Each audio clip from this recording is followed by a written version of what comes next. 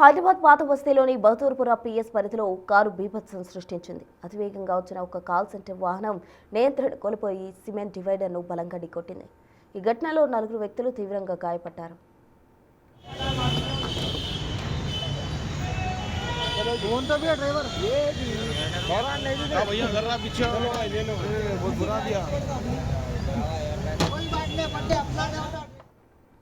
Call centre ఉద్యోగులతో కూడిన car Bahadurpura X road వైపు వెళ్తుంది. జనసమూహం ఎక్కువగా ఉండే ప్రాంతంలో డ్రైవర్ వాహనం అత్యంత వేగంగా నడపడంతో అకస్మాత్తుగా నియంత్రణ కోల్పోయి రోడ్డు మధ్యలో ఉన్న సిమెంట్ డివైడర్ను ఢీకొట్టింది. ఢీకొన్న వేగానికి కారు ముందు భాగం పూర్తిగా ధ్వంసమైంది. ఈ ప్రమాదంలో కారులో ప్రయాణిస్తున్న కాల్ సెంటర్ ఉద్యోగులతో పాటు అటుగా వెళ్తున్న పాదచారులు కూడా గాయపడ్డారు. మొత్తం 4కి గాయాలవగా స్థానికులు వెంటనే స్పందించి వారిని హాస్పిటల్కు తరలించారు. వీరిలో ఒకరి పరిస్థితి కాస్త ఆందోళనకరంగా ఉన్నట్టు తెలుస్తోంది. పోలీసులు క్రేన్ సాయంతో ధ్వంసమైన వాహనం రోడ్డుపై నుంచి తొలగించి ట్రాఫిక్ను క్రమబద్ధీకరించారు.